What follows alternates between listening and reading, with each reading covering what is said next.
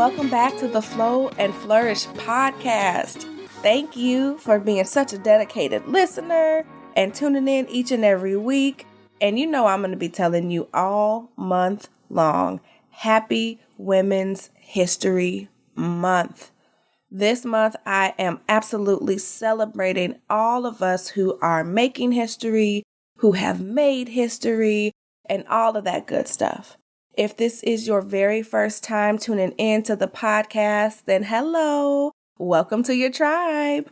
Welcome to the sister friend community where we really do talk openly and honestly about wearing multiple hats, managing multiple competing priorities, and figuring out how to put ourselves first. This is where we are able to take off our masks, take off that superwoman cape, and tell it like it is. So again, if this is your first time, welcome. I will encourage you to go back and listen to those first 6 or so episodes, and those are really about the foundational pillars of flow. It's going to give you everything that you need to know about how to get in and stay in flow in every single area of your life. Now, today, we are talking all about the health flow pillar, and I have my girl, Dr. Nicole Washington, who is a psychiatrist, coming in to drop some knowledge for us. Before I get into the details of that, I do want to let you know that this episode is being brought to you by the Capacity Calculator. Now, this is for all my busy women who wear those multiple hats and feel like there aren't enough hours in the day, that shifting priorities and hats is overwhelming, and that something's just got to give because enough is enough. So if that sounds like you, I want you to go to my website, NicoleRoan.com, and click the banner at the top so that you can take your free capacity calculator today. Not only is it going to tell you how much capacity you have, it's also going to give you some tips based on where you land. If you'd like the direct link, I'm happy to send it to you as well. Just send me a DM on either Instagram or Facebook, and it is all yours. About this episode, though, listen, we are talking all about how your health is your wealth and really choosing your health over everything else. I know that many of my listeners are the ones who do everything, that are high achievers, that work through their lunch breaks and do all of those sorts of things. And so I'm super excited to have Dr. Nicole Washington giving us a little bit about her story and giving us some tips on how to manage our health better. So let me go ahead and read her formal bio so we can jump right into this episode.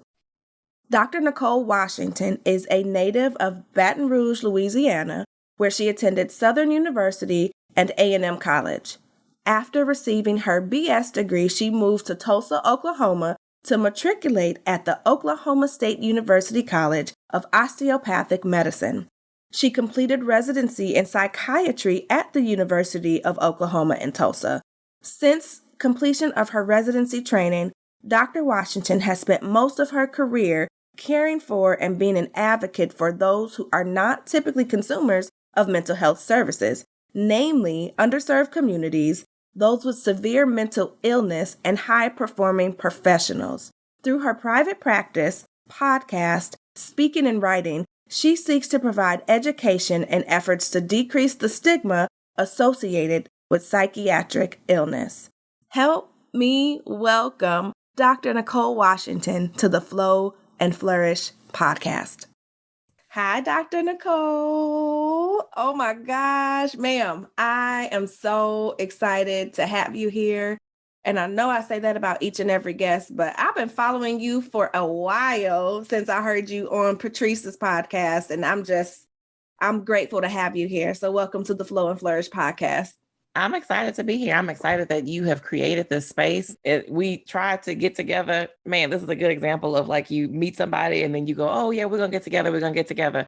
And then something kept happening. Like something would always happen. It would be like I think one of your kids was sick at one point, and we'd have a meeting schedule. And then like 6 months down the road, one of us would pop up in the other's mind and we'd send a message like, hey, just checking in. How's it going? Yeah.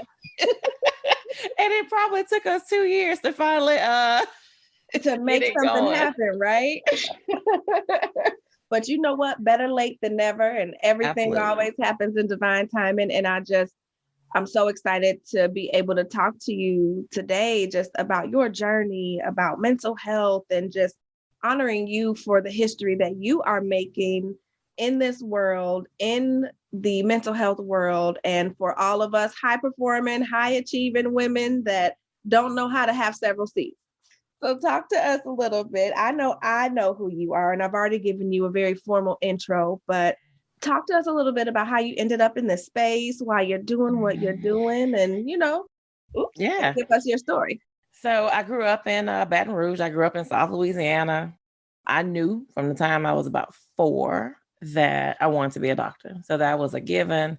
I got one of those cute little doctor kits where you get to work on your family. And I mean, my family let me work on it. I was checking ears, and I had an uncle who would pretend to his reflex. He would pretend like his leg was, jumping when I hit his knee, and the reflexes. And they just let me be. And so since that moment, that is all I ever said I want to be. Every paper you wrote in elementary school and middle school and high school, that's always what it was. And my senior book, that's always what it was. Wow. But back then I thought I would do like peds or like be an OB-GYN. Mm-hmm. And I don't know if that was just because that was what I was familiar with, right? So you go to a pediatrician, you go to, I think I knew what those doctors did and who they were. And I was like, oh, okay, well, I'll just do that. Mm-hmm. And I got to medical school and I thought, and so anybody listening, you have a child who wants to be a physician, you want to help them navigate through. So I made it through college. I got to med school. Those first 2 years are all classroom stuff for the most part. And then the last 2 years is when you get to go and you get to try out different specialties. So you get to spend a month mostly and with pediatricians and obstetrician gynecologists and internal medicine and family medicine and surgery. Mm-hmm. And you get to spend all kinds of stuff. And so I got to spend a month on psychiatry and I fell in love with it. Like I absolutely fell in love. And it was funny because going into my 3rd year, it was one of 2 specialties that I had already crossed off my list. So I didn't. What you cross off early? Surgery and psychiatry. Those were the 2.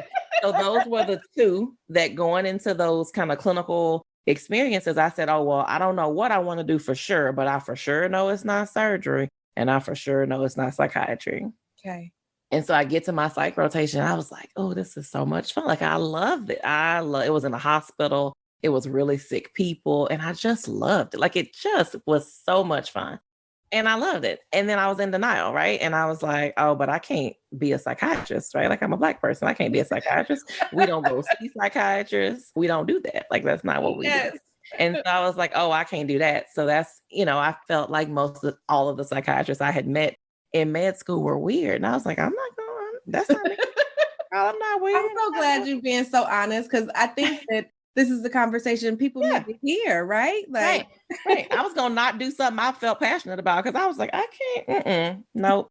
So I tried to fight it. Like I really did. I went through the rest of those years or so really trying to figure out like what in the world was I going to do. And I came up with all kind of plans that didn't make sense because none of them would have brought me this level of fulfillment. So it didn't matter if I was on surgery or if I was doing pulmonology or if I was working with a kidney specialist. I was always taking care of the psych patients. Like on those rotations, I was always drawn to them. And my attendings and the residents who were in charge of me would be like, why don't you go see that one? You're really good with those people. Like you're good with psych people. And I was like, okay. I mean, it was what I wanted. So I finally just gave it up and said, okay, like you got to get over yourself. And you need to do this. And then it reminded me, growing up, we didn't deal with it. I can remember having 3 girls that I grew up with in my neighborhood who were around my age, who I played with. I mean, my grandmother was extremely protective of me.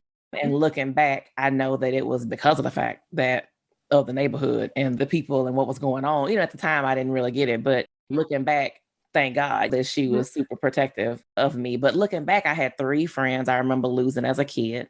who like raped and murdered by mom's boyfriend or that kind of thing, right? But nobody ever asked, like, hey, are you, how you doing with that? Like, nobody ever even thought to ask me, like, hey, is it affecting you? Like, it was just like, oh, okay, well, she's gone. We just didn't talk about it. And yeah, we just ignored it, right? And then, because you hear all the time, patients will say, well, I'm not going to tell no strange white man all my problems because for a lot of people, thing I hear. right. I'm not, because they associate psychiatrists with being older white men and they think they're strange. They're like, I'm not going to sit and tell some strange white man what's going on with me. Like, it's just not going to happen. And then I'd look back to my neighborhood growing up and just, you had the guy who had, mental illness, who probably had schizophrenia, who was like holding up traffic in major intersections, talking to people that weren't there and, cussing out the cars. But nobody was calling the police and nobody was saying, hey, we need to get this man some help. We just avoided him, right? We just avoided him and just let him be ill in the neighborhood. Nobody thought twice about it. And so, I thought, okay, this is my space, right? Like I get to help people. Since I've been a psychiatrist, I did home visits for 7 years for severely mentally ill adults. And it was amazing. It was probably the best job I've ever had. As far as just, I loved it, fulfilled. Like, it was just great.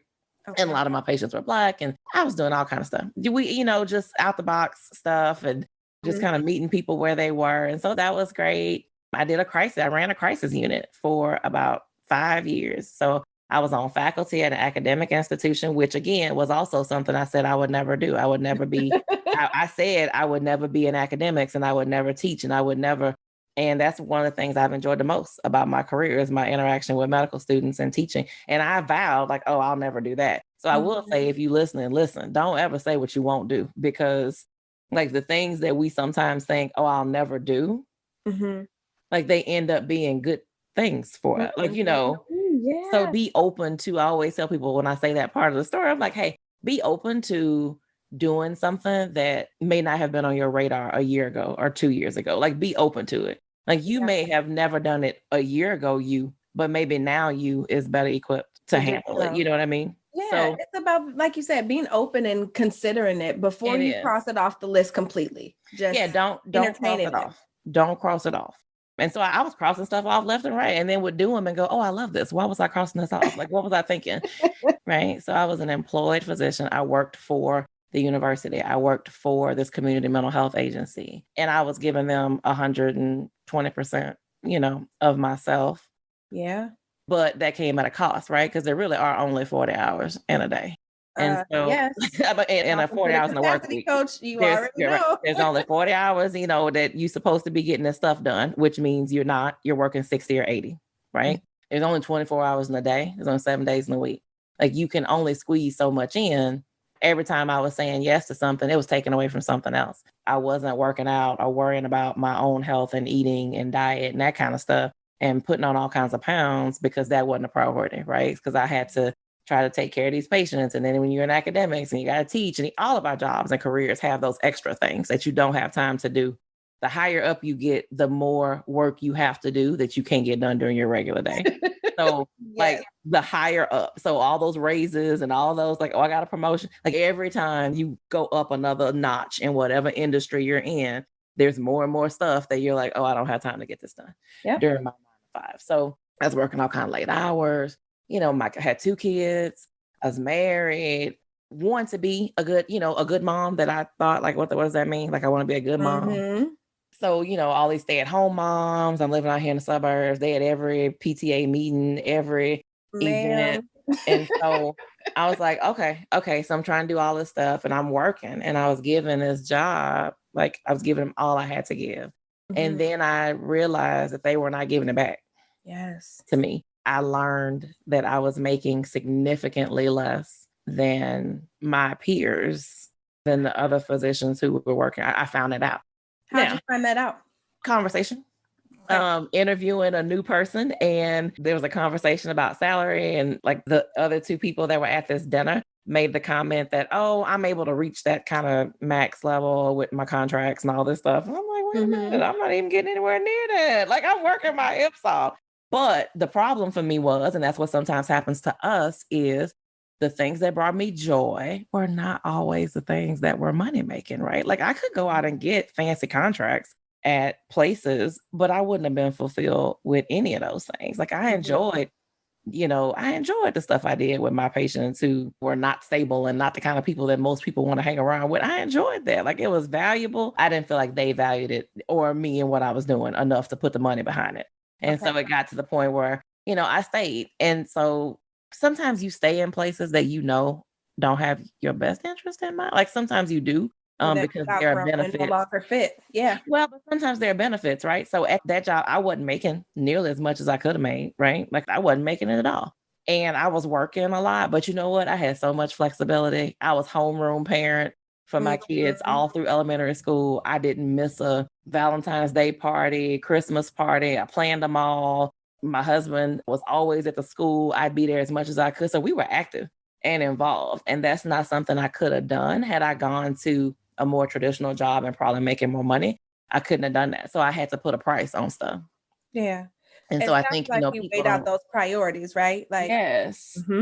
So I think it's important when we think about, sometimes you're at a crummy place, right? Like I was at a place that I knew wasn't treating me well and that I knew wasn't going to be a long-term option for me. But when I wrote out those pros and cons, the pros of me staying, because I put a lot of weight on the flexibility of being able to do that stuff during the day for my kids and stuff. I put a lot of weight on that. Yeah. Like I put a huge amount of weight on that.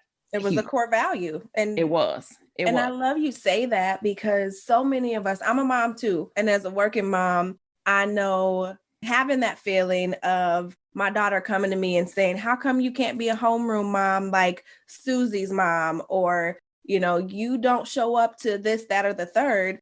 I had to reshift my focus, and it wasn't necessarily about the money or the title.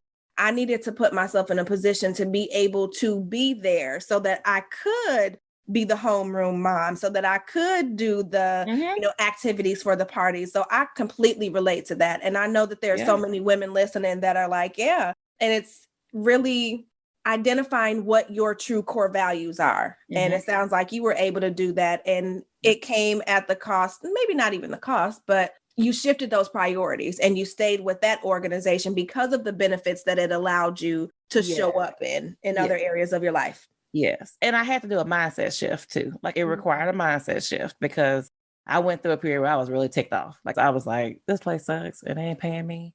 And I'm working my hips off and this is a mess.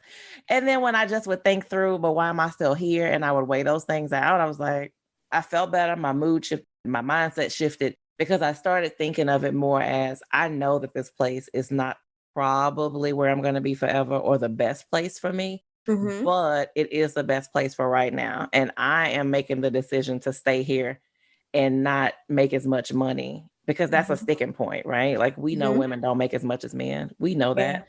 We do. So you get in your feelings about that kind of stuff. But I had to remind myself, like, I'm choosing to stay here. I could go and work somewhere and make more money. I mean, 100% could, but I wouldn't have this kind of flexibility and I wouldn't have had it. So I was like, well, I need to get over myself because I'm making a decision to stay here. I don't have to stay.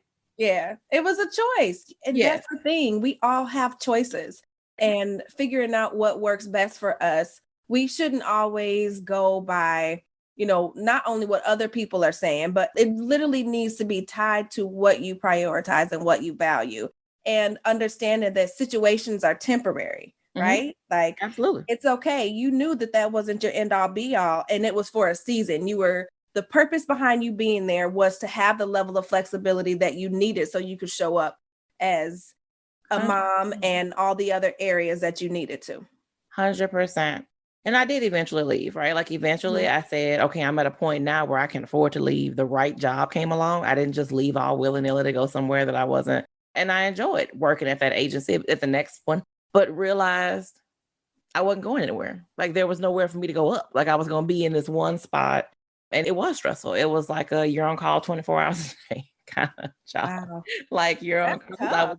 If something happened, they were calling me. If something happened at one of the ERs, the ER docs were calling me. It was always that. And so I thought, I can't keep this up. This is not sustainable. And once again, I never wanted to be an entrepreneur. I said, I just want to be an employed physician. Say it again. I didn't want to. I was like, I want to know I got vacation time. I want to know when my check is coming, how much it's going to be. I don't want to have to think, oh, how many people did I see? How many this did I book?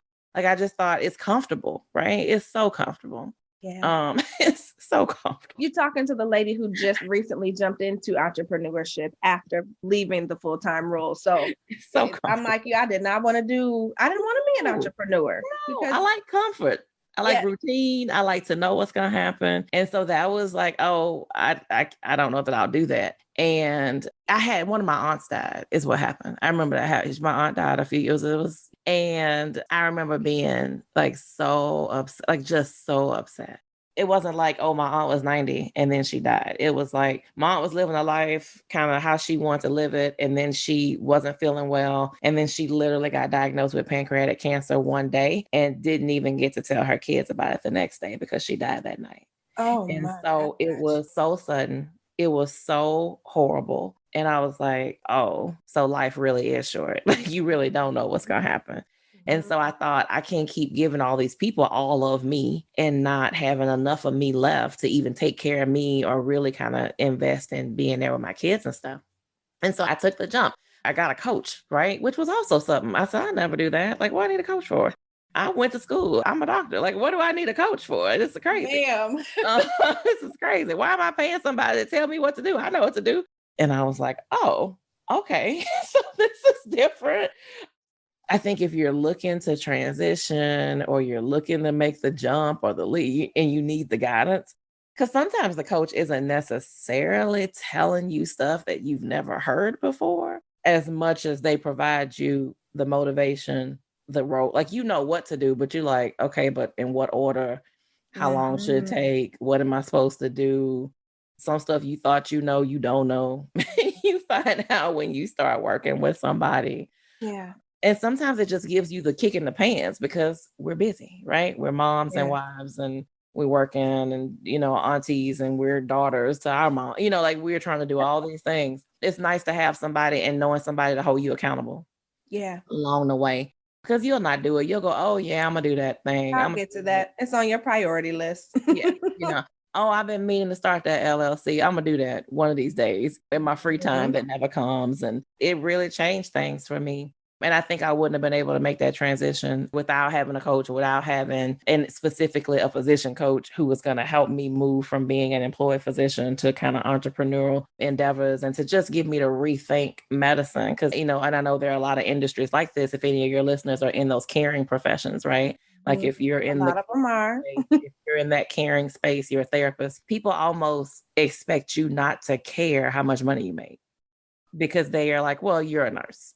Well, you're a doctor. Like, you shouldn't be doing this for the money. Like, I don't care what you do. Like, if you're a school teacher, you enjoy teaching kids, but you're not doing it for free. Like, you're not money to survive. Like, who thinks that we should be running around not getting paid for the things that we do, especially in those service-oriented roles? You know what I mean? Like, you literally are pouring into people and saving people's lives and extending people's lives in every capacity. And it sounds like you've gone into business for yourself. Tell me about how you're helping with mental health now that you're in your own business. So I started a private practice and come through, Dr. Nicole. I did. I started a practice. It's largely virtual. I'm based in Oklahoma in the Tulsa area, but I'm licensed, 10 states right now. I have 2 pending. Are you licensed in Illinois yet? Illinois is tripping with my license. Let me tell you something. I have applied and now I got to reapply again because we are having issues with getting this together. So Illinois is pending. Yes. Okay. Good to know. I started this practice really primarily for physicians initially. So as I had some health stuff that happened, when I was a resident, I was still in training. I had my kids when I was in training. So I had my son's a medical student, had my daughter as a resident. And so had my son, had all kinds of issues happen. He's 2 months early. It was a mess. But the school was very supportive and we were able to work it out. And so having that support was key.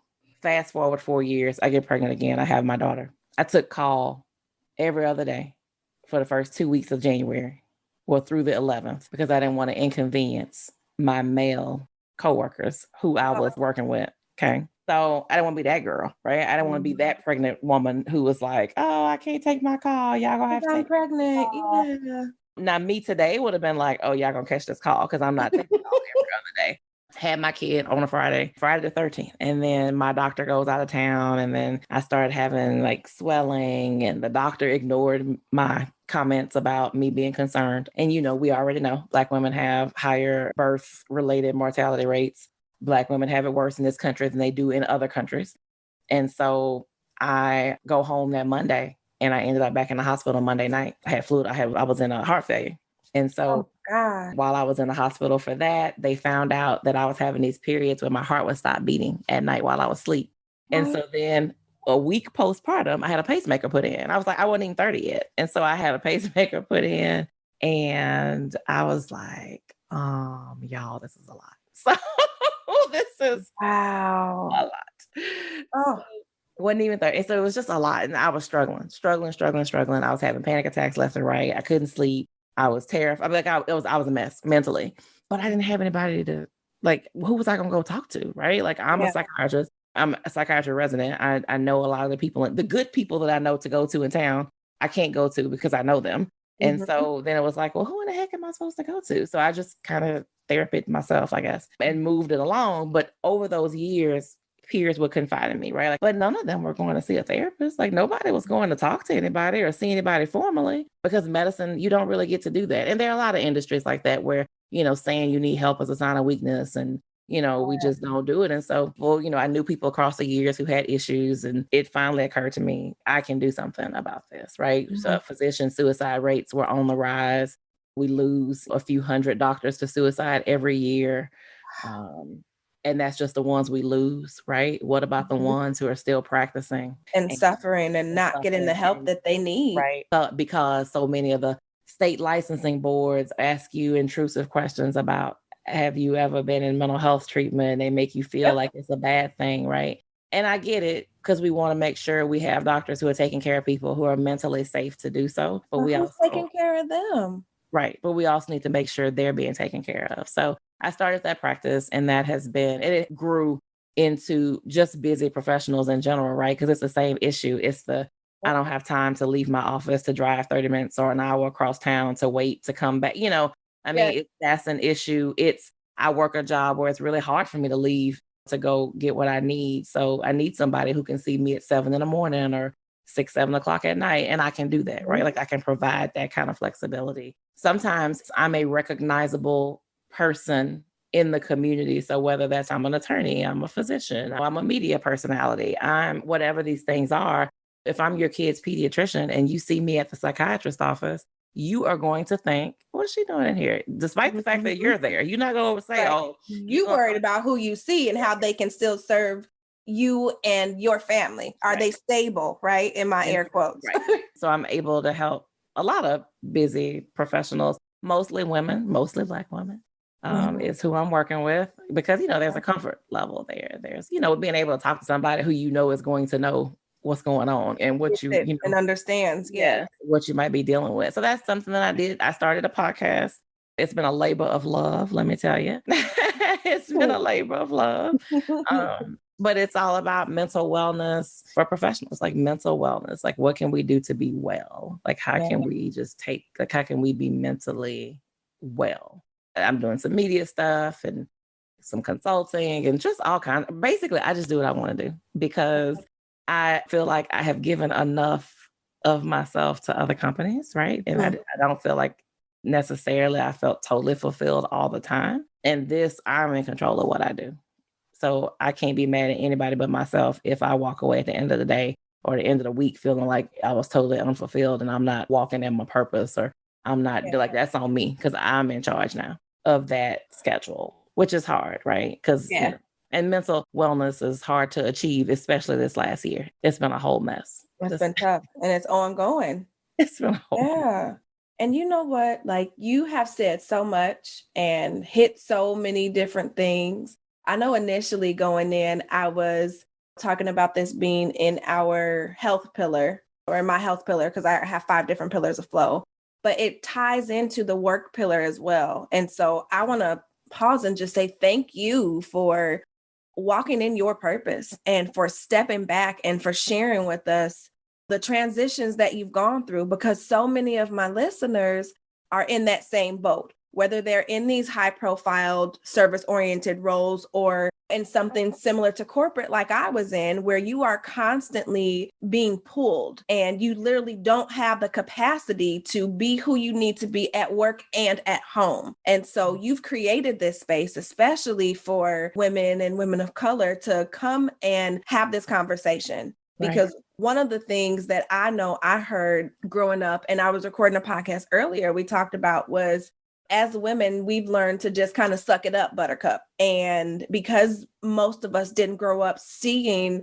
our moms or other people around us asking for help, we have equated asking for help as a weakness.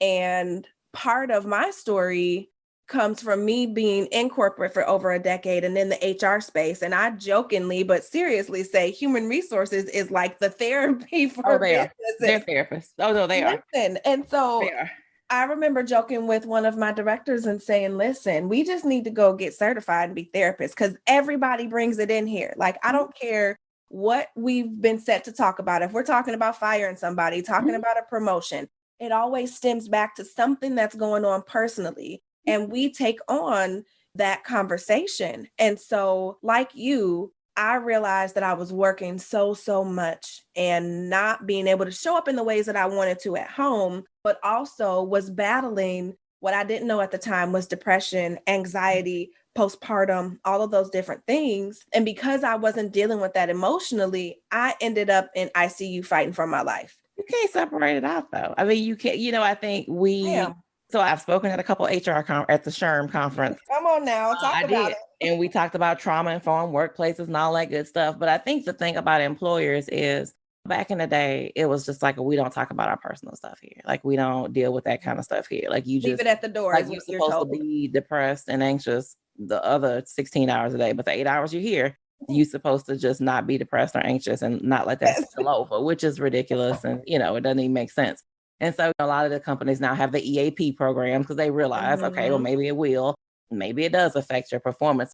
When I do corporate talking, because I've done some corporate talking about like mental wellness stuff in your workplace and how we get that going. But just to get people to understand, like, if you're not mentally well, you're not going to do a good job at work. You're not going to be able to get along with people. You are not going to be able to focus on your job. You're not going to be as productive as you could be. Nope. And as much as a lot of companies will kind of just poo-poo it and kind of try to overlook it, they don't want to deal with all that turnover. That's a mess. No. Rehiring new people and running into the same issues over and over again. Yeah, it's a mess. And you can't really separate out sometimes your pillars, your health, your work, we're trying to hold on to that work-life balance, but that ain't even real. It doesn't even exist. They flow together. Yeah. Which is why I created all of this, because it's literally being able to flow in between the different priorities that we have. We all wear multiple hats and have competing priorities. And I wanted to make sure that everybody understands that they are interrelated, that you cannot separate them, because if you have something going on, let's call it in your workflow pillar, you're not fulfilled in what you're doing, that's going to show up in other areas, whether you're trying to fill a void by spending, or you're trying to fill a void by eating, or just all these different things. The way in which we operate, we have to learn how to flow between the different roles that we have. And so I wanted to make sure I had you here to talk a lot about how our mental health needs to be our priority. And you started to do that already in saying that if your mental health is not intact, it does impact how you show up professionally. But talk about it too in the different areas of our lives. Like, I know for me, I was terrified about going to get help, because I'll be honest, even in talking with my directors and other managers and leaders and consulting with different C-suite executives, nobody took the time to get the help that they needed. It's almost like this badge of honor. Like, I'm going to keep going. I'm burnout is a badge of honor. You get to talk about how burnt out you are and you're doing the most. And when I stepped back and got my own mental health help, I got so much backlash. I got told at work that it was a really inconvenient time for me to be out because of the season that we were in. Listen, yes, we had the engagement surveys going on and I was leading that project. It was end of the year, performance reviews, all of these different things. And at that moment, I'm like, okay, I'm saying I need help and I'm asking, can I take this time off? And I don't need to do that. I really had to learn how to prioritize myself. If you could talk a little bit about just even getting to that point to get the help that you need, because ma'am, it's changed my life completely. It should, right? I mean, it's supposed to. And people think, well, I'm not crying. I'm not thinking about killing myself. I just have to deal with it. And that's not true. I think it's important for us to know what a normal mood looks like, right? Like, what is normal? And I tell people all the time, like, normal is if something happens that would typically bring me joy, I can feel it. Mm-hmm. I can enjoy it, right? But when you're depressed and anxious, something happens that would typically make you happy and you're just kind of like, or you do stuff, you go through the motions because like, okay, well, I am still their mother. Like I do still have to talk to my kids and I have to interact with them and I do still have to spend time with my husband and I do still have to like go to family functions and it's what I call autopilot syndrome. Yes, because you don't want, you're just going through the motion. You don't want to deal with the whole, why haven't we seen you? What's going on with you? So you just go. Yep. But it's not fun. I mean, you're not enjoying it. Maybe every now and then you'll smile or laugh or something, but it's not like it doesn't fill your cup, right? It just doesn't. And so it might be a sign that something is going on. When your mood is normal and somebody does something to make you sad or upset, you get sad, you get mad, you do what you got to do, you cuss, you do whatever, you do whatever you do and you put it on the shelf and you move through it, right? But when you're depressed and somebody does something to make you mad or make you sad, I mean, you don't want to get out of bed for 3 days. Like it's hard for you can't stop thinking about it. You can't deal with it. I mean, it's a lot. Everything feels heavier when you're depressed. Mm-hmm. Everything feels like more of a chore, right? Just getting up and getting dressed on a Saturday and going to the living room to spend time with your children feels like I ask you to do a half marathon at the last minute. It just feels like, you want me to do what? I mean, I tell my high functioning folks, I hate that term actually, high functioning, but I know, me too. People like to describe themselves as high functioning. But if you are somebody who works at a pretty high, fast pace a lot of times, or you have a lot of capacity and you're used to being able to take on and take care of a lot of things, you can be depressed and people won't notice it. I mean, depression doesn't mean like I'm not functioning at all, but it definitely is going to stop you from bringing your A game, right? Like maybe you are a little more snippy than usual, right? Maybe you're snapping. Maybe you are just super irritable and negative and always complaining about something and at work. And maybe you're making little mistakes because when you function at a high level normally, you can be impaired quite a bit before people notice, before it gets to a point where it's really bad. So if you are feeling like your mood is low, if you are feeling like you need to be evaluated, just go get the evaluation. Just go talk to somebody if that's what you feel like you need to do. It doesn't always mean medication. A lot of times I see people, they'll see me and I'll tell them like, I'm glad you came in, but you don't need me. Like you need a therapist first. Let's try that. If that doesn't work, then we'll do meds. A lot of times I will say meds and therapy together work, and it just depends on what kind of symptoms the person's having. But for somebody who really is never really engaged in treatment, therapy isn't a bad option. Really, even beyond like thinking about the mental, if something's wrong, like what can we do to take care of ourselves? Because sometimes we just have those periods in our lives where things just aren't great, like your mental wellness, right? Like your mental wellness plan needs to include you. So mental wellness and I'm a mental health day or I'm burnout, it needs more than a spa day. I mean, I'm here for a good spa day. Do not get me wrong. Like a good massage, a good spa day is great. But if you live a really chaotic existence, work-life balance expectations are off, or you're burning out from your job, or that one little spot that you're going to feel good that day, but the next day you're going to be tense again because you got to go back to that same environment. So, or the same day, because look, I remember I used to think that, I'm just going to get a massage and everything's going to be better. And I'm great while I'm there. I'm talking about the nice long one with rags and all of that. But even as I would approach getting home, I was tense already because I either needed to get back on my laptop or I had mom duties and all these different things. And so many of us equate self-care and mental wellness and health in those spa days. And I am always saying, listen, self-care is a lifestyle. And taking care of your mental health is so much more than just like you said, that spa day. For sure. Some of the best things you can do. One thing, there are a couple of things I always say kind of cornerstones of your mental wellness plan. One of those is having appropriate expectations of yourself. So having appropriate expectations of what you can and can't do kind of goes back to that work-life balance, right? It's a balance. So you know what that means? That means that if I know I have a period coming up where I have to work more because that's what my job expects of me and what my career field demands of me, then that probably means that during that time, I'm not going to be as engaged. I'm going to work longer hours. I'm going to miss some family dinners. I'm not going to be as engaged. I'm not going to probably make any family functions during that 2-week period because it's because of your capacity. And I only have so much time, right? Yep. But when our expectations are, I should be able to do all those things, then you feel like a failure so then that leads to you not being mentally well, right? If I think I failed, I just have to realize that, okay, so for this 2 weeks, I am not going to be at dinner. I'm not going to be at this family function. And then I also have to be able to accept the fact that just because I missed 2 weeks of dinners or because I miss a family dinner or I miss something, that doesn't make me a bad mom. That doesn't make me a bad wife. None of that. Friend. Yeah. Like none of that. I mean, none of that, right?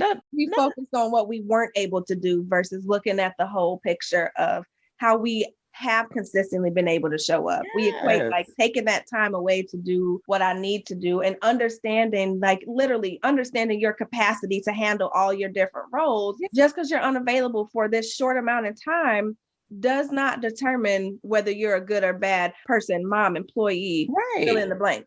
Right. And I don't need to be Superwoman. Like I'm totally okay not being Superwoman. Can you say that again to all the listeners? I'm okay with taking a nap. I'm good with that. I'm okay with naps. I think it's great. I promote naps now that I've been able to step back. And I used to be I call it the Diddy can't stop, won't stop. No team, no sleep. I've incorporated naps into a regular part of my own self-care routine because I do need to recharge. And even when I fight it, like getting up from that nap, I'm like, why did I fight this? I feel so good. I'm so much better to everybody and everything around me. I've always been a napper. I mean, even when I was at my busiest jobs, I would go in my office for about 15, 20 minutes in the middle of the day. Because I rarely ever like took an actual lunch break. I would shut the lights off and I would take me a little 15, 20-minute power nap. I believe in naps. Because I did learn a long time ago that I tell you can let this job kill you if you want to, but they will have your position posted before your funeral.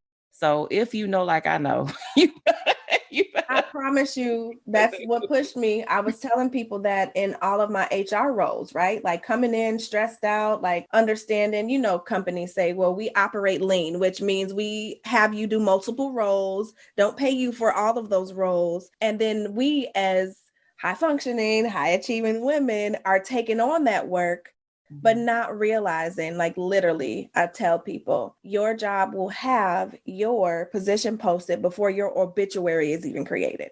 Mm-hmm. Like, what do you value? Exactly. And taking a step back and pausing. Right. And then, you and I had a conversation on Clubhouse, a couple weeks ago, about boundaries. Boundaries is some of the best self-care you can do for yourself. Oh, ma'am. Just being willing and able to say like, hey, I'm not doing this. I'm not going to do this. Saying no, right? Without an explanation too. And just deciding that what you need is more important. And that's what this whole shift is about. And that's why I love the work that you're doing, because not only are you helping us to learn how to create the tools and increase our capacity to show up the way that we need to, you're literally practicing it. You're walking the talk and you've built your life around that. So, ma'am, them boundaries are everything. It took a while for me to get there. But you know what it takes? It takes a team and it takes support. I couldn't do any of this without the support of my family and the support of my actual friends. Like you figure out who they are, but the people who really support you and the people who really are your friends and your family, like it takes their support to be able to take care of yourself. It really does. Like it takes their support, right? Like it takes them recognizing like, I can't pull on you for everything. Yeah. I can't, it takes that. And sometimes that's a hard lesson for us to teach our kids. Yeah. Because I'm going through that right now with this 17-year-old man. Right. Like they come to us, but I think it's important for them to, like, they need to see your journey, like for real, see it, right? Like my kids very much understand that part of my self-care is sometimes I need to be alone, right? I'm an introvert. I need to recharge by myself. Like they know that. Mm-hmm. They also know sometimes I can't be with you. Sometimes I have to spend time with dad because married people need that. Like I need to be with your dad alone sometimes, not all of us always together.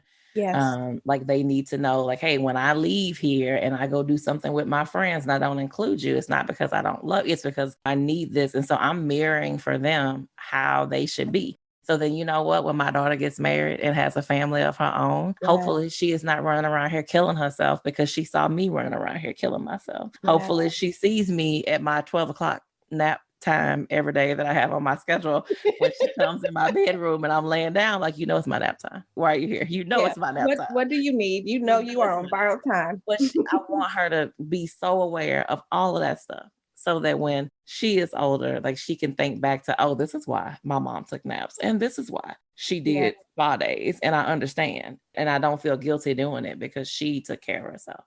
I think it's important that we do that stuff, not just for us, but also just to teach our kids. Because like you said, the only reason we beat ourselves and run ourselves into the ground is because that's what we saw. Yeah. Yeah. And that's why I do what I do too, you know, and I think for me one day, my daughter saw me being the one, like helping my mom and then helping my dad and then taking care of my sister, doing stuff at work. And I kind of saw her doing something similar, but in the household, right? And I'm like, what are you doing? I have a seat. Girl, I think she was like 15 at the time. I'm like, sit down. Everybody is not your responsibility. Her exact words, but I see you do it all the time. And I was like, talk about reality check. And so from that day, I promise you, I've been so intentional about what I do. And even in ways that I allow her to help me, right? Like, so my kids are 11 years apart, 17-year-old, 6-year-old. And naturally, as women, we take on caregiver, those sorts of things. But I've had to step back and be like, listen, this is your brother, not your son. I don't need you to get him dressed. I don't need you to make him breakfast. Now that you're driving to take him to school, when I need you, I will let you know. But you focus on doing what you need to do with your grades. We're looking at colleges, these sorts of things, and modeling that behavior similarly to you. My husband and I, for the first time it'll be 9 years that we've been married at the end of this month. We're going on a no kids week trip, just he and I, because we've never done that before. It's been like 2 or 3 days here, and we've always felt compelled to bring the kids. But again, modeling that, I want her to know that when she gets married, it's okay for you to take a break from your kids and go have you some fun and spend time away. Yeah, we take a trip annually with some other couples, and then listen, that's gonna be a regular now, believe that. Oh yeah. And it needs to be. You need that space. But you're right, our kids watch us, and we have a place here through our local junior achievement organization. It's called Biz Town, and the fifth graders all go, and it's like a little town based on our town. And so there's like the electric company, and there's the local hospitals and stuff. And so the kids they run for off, like there's a mayor of this town, and there's a bank, and so there's all these roles are filled. And so the kids will run for mayor, and then it's basically supposed to give them like a day of what it's like to have a job. So when my daughter did it, she was like CFO at the cancer treatment hospital. Okay. And so she took it on, like, right. So the CFO is like doing payroll and doing like making sure the budget's financial officer, right. And so she was on it, right? So they have a lunch built into their day. They have an Arby's and where they go in and eat lunch, and they have a lunch break. And so they have to learn how, like I had kids running around leaving and not making sure their jobs were covered. I was like, you would get fired in real life if you just left because it was your lunchtime. Like you to make sure that somebody, you go through the real life scenarios. My daughter was going to skip lunch. Girl, she was going to skip lunch. She was for a fake simulation biz towel. And that's how it really is. It wasn't for a grade. She was like, no, I'm busy. I don't have time. I mean, she snapped at me. And I was like, if you do, she was like, Ma, I'm busy. I don't have time. I am busy. I was like, what you're going to do is eat. Like what you're going to do. Because they built in a couple breaks for them in their work day and a lunch. And she was like, well, I just don't have time. I got to get this payroll done. I got to get this done. And she was just going to skip. But that's who she is in real life too. Like so even for a simulation, I remember thinking like, oh, we got to work on this. Because she's going to be me. Like she's going to be I will work through lunch. I just won't eat. Same. Because if she's going to do that in fifth grade at a simulation, she is for sure going to do that. Ma'am. In her real life. Like she is. And even now she's homeschooling. And if she has a day where she doesn't feel well, or she's like, I'm just really struggling today. I can't get, like, I can't hold a thing straight. And I was like, take a mental health day. Just don't, you're homeschool. You're on your own pace. Do it Right. another day. And she's Right. like, I just haven't got anything done today. I just feel like I need to get it done. I was like, girl, just Pause. calm down. You're Just calm ingraining it in her down. now. Yeah.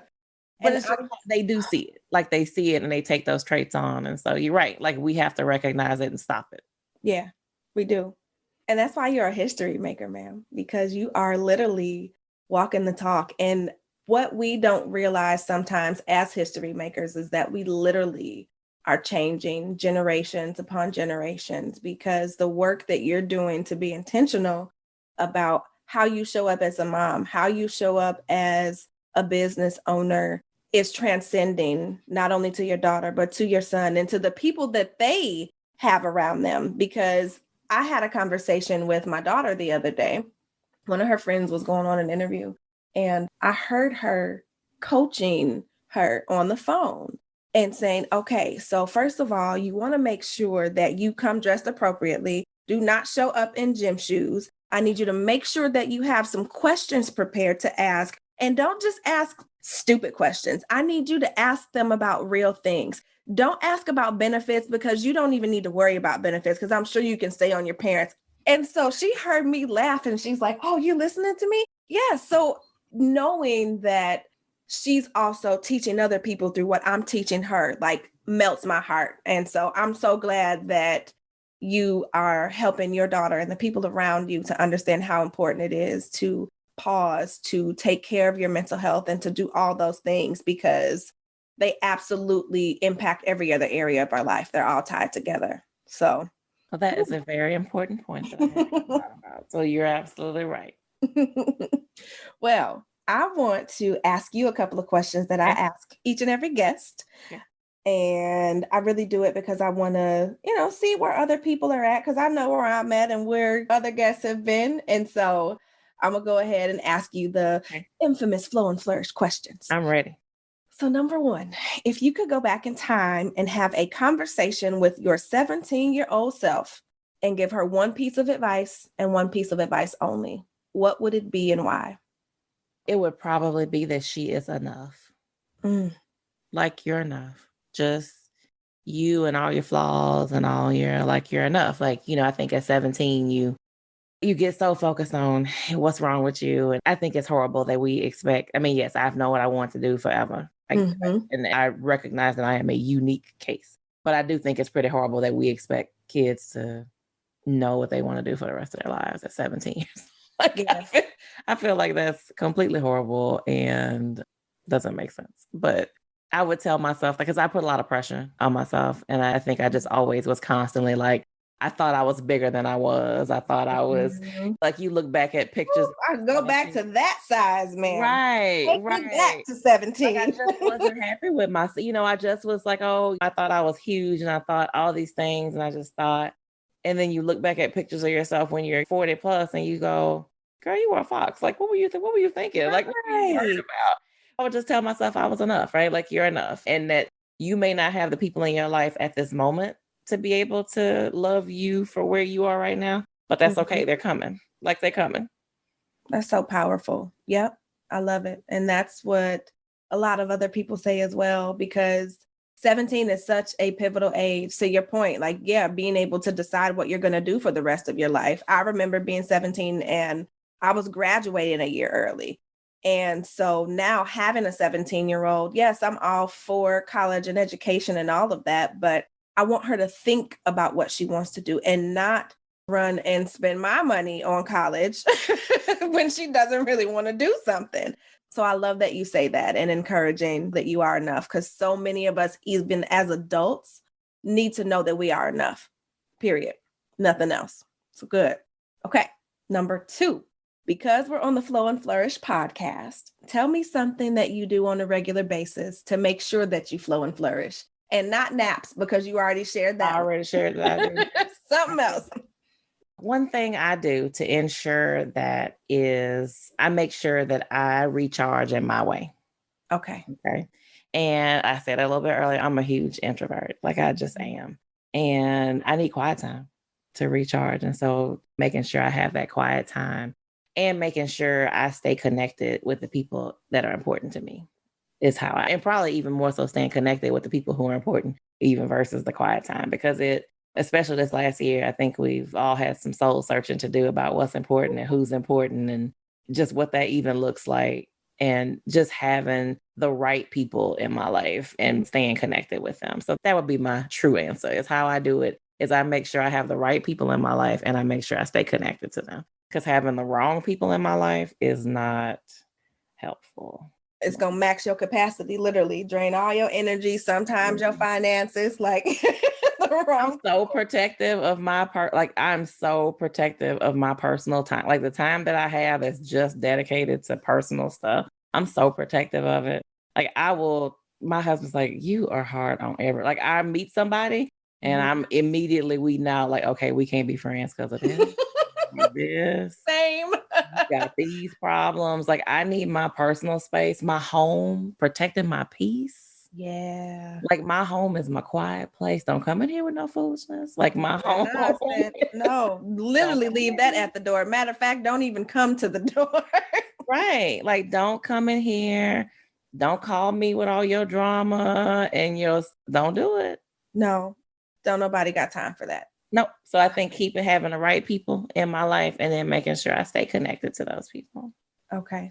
I like that too.